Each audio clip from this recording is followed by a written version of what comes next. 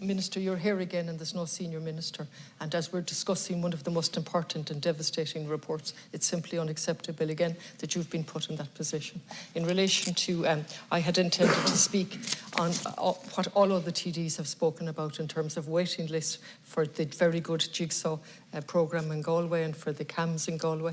And I was going to refer to the mental health reform group that represents 76 member organisations on the ground and what they tell us in terms of the deficits. And it's already been mentioned in terms of consent for young people to procedures. They're treated differently in relation to physical and mental health. The level of self-harm, particularly amongst young girls, with a clear connection with suicide. I'm saying all of that in less than 1 minute because not to diminish any of that, but to say that I've repeatedly, like domestic violence and gender-based violence, from the day I've come in, I focused on issues.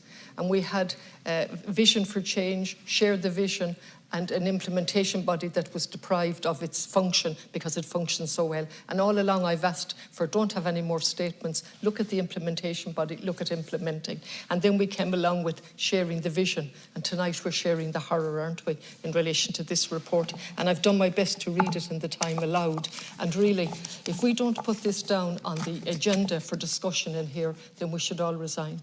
Because this is not specific to Kerry.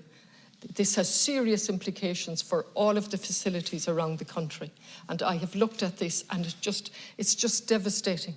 And so governance has utterly failed here. Of course, resources are an issue and it's clearly identified. And the report sets out the recommendations, the 35, it sets out the background, it sets out the key contributory factors and so on. And they're all worth looking at. And certainly there was tiredness, certainly there was overwork, certainly there's still 2 positions vacant, there was an absence of a clinical lead, all of that.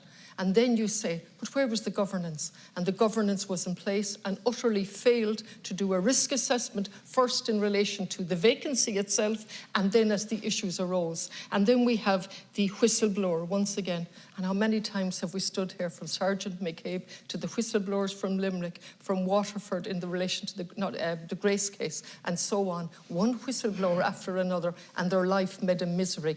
And so allegedly, and I believe, but the reports are that that whistleblower, that doctor, has suffered greatly for raising these matters. So we have someone who has courage, someone who's good, and a doctor doing his duty. And what happens? Nothing.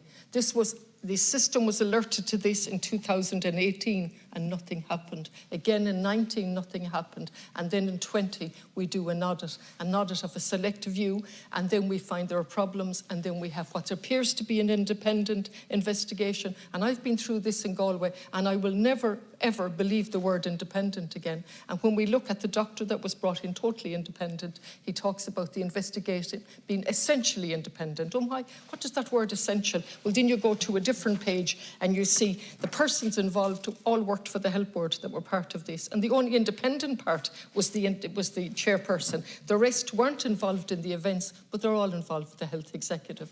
And no shortage of them, 8. And apparently the doctor was pulling his hair out at lack of resources, amongst many other issues in relation to governance, while there was absolutely no problem with staff, a minimum of 8 with any amount of backup to do this. Now this is going to be repeated. Now my questions, there's so many, and I've 1 minute left in relation to the questions. One is, please put this down. Question, will you put it down? On the Chloribra for the Dála, this, because it has serious implications, this report. This shows up how governance is failing over and over, utterly failed to comply with the 2015 guidelines repeatedly. That's one of the basic recommendations, that these institutions comply with the guidelines from 2015. So we could focus in on so many things, but what I'm focusing in here is on the list of upset and what happens here, look, statement of findings. We put it in context. So we start off by saying no extreme or catastrophic harm. So we say nobody died, nobody was catastrophically injured. Imagine putting that in and then going on with the 3 findings that 227 children suffered.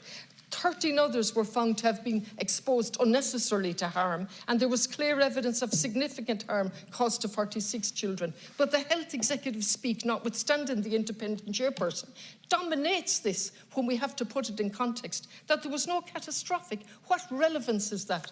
I'll be fair to my colleague and I'll stop in mid-sentence.